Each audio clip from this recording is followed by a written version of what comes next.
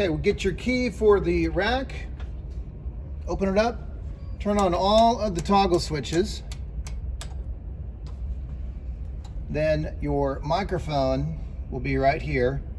Power button for the microphone. Turn on right there. You'll see the screen come on. The mute button you should have to switch so that you can end up talking with it. So I'll switch that on, and then you'll be able to hear me talking on the system. But if you can't hear me, then the main volume up here is not on. So crank that up a little bit. Now you can hear me, and you're going to adjust this so that different people are going to be at different volumes, obviously.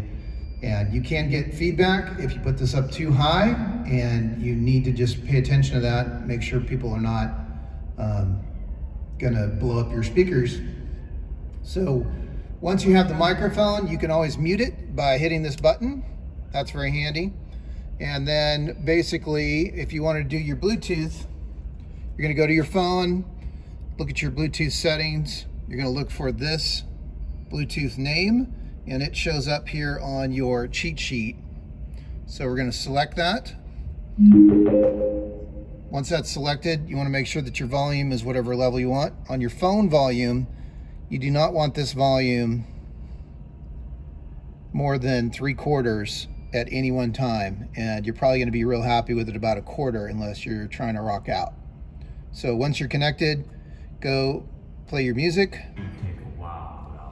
Then you can adjust your volume right here. Again, don't have this adjusted more than 3/4.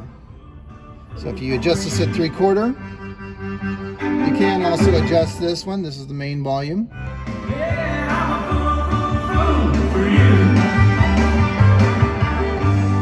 Then if we talk on the microphone, the music will automatically get muted, but as soon as someone stops talking on the microphone, the music will end up coming back on.